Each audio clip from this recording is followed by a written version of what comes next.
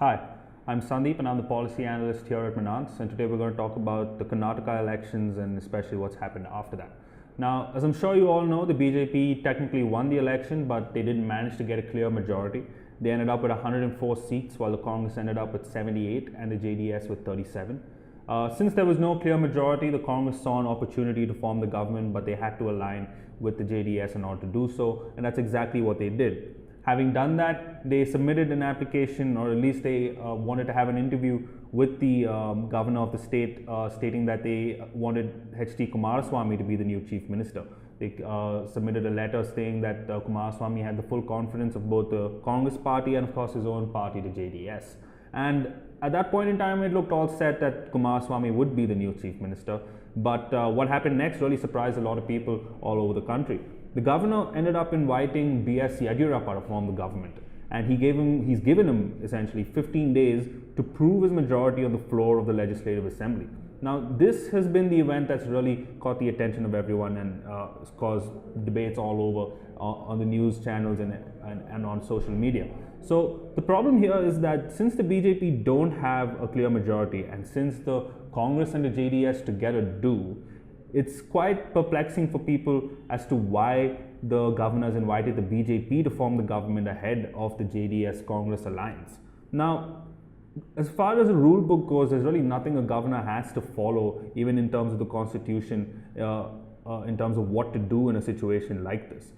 There was a commission formed in 1983 that made recommendations for situations like this.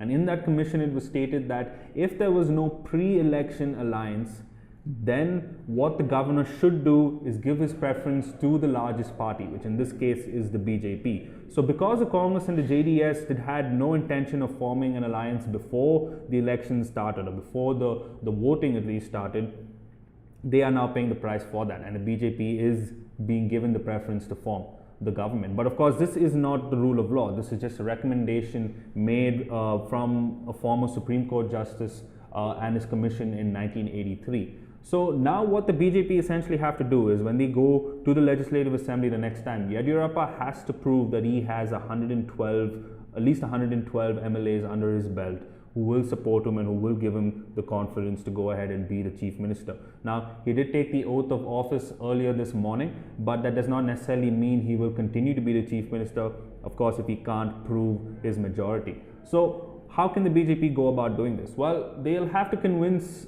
they'll have to hope, essentially, according to the law, that MLAs from the other parties will join them.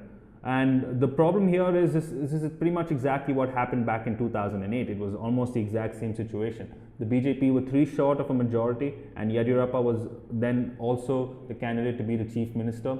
And they brought in one of the Reddy brothers, essentially, to come in and initiate what was known as Operation Kamala. And in this situation, what he did, at least in 2008, was that he bribed MLAs from the Congress and from the JDS to join the BJP, and hence they were allowed to form the government. And that looks like what might happen this time around as well. Now, obviously, legally speaking, then they can't bribe anyone and they can't force anyone to join their party because of something known as the anti-defection law. But according to the law, if the MLAs can make up their own minds independently to join the BJP, then that's okay. But I guess, that's probably not going to happen. Knowing how Indian politics works, we know that there is going to be an exchange of money somewhere or some sort of wealth, and it's not going to be entirely clean. So if the BJP does manage to form the government, it's highly unlikely that it will be completely within the confines of the law.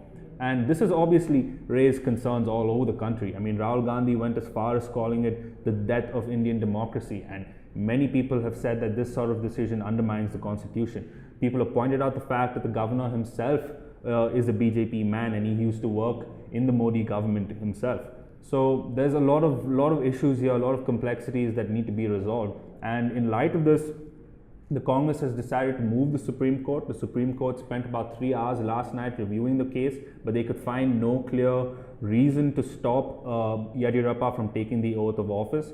But they are still reviewing the case, and Ram Jethmalani himself has moved the Supreme Court independently because he sees this as a clear violation of the Constitution. He sees this as a clear violation of Indian democracy itself.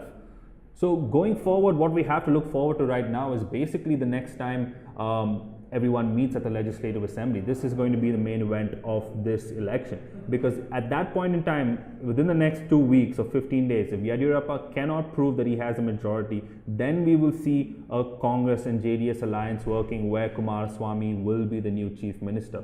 But up until that point, the Congress and the JDS really have to hope that none of their MLAs defect and go to join the BJP and enabling them to form the government. Well, that's it. That's all we have for you today. Please like and comment and share on our videos. Thank you.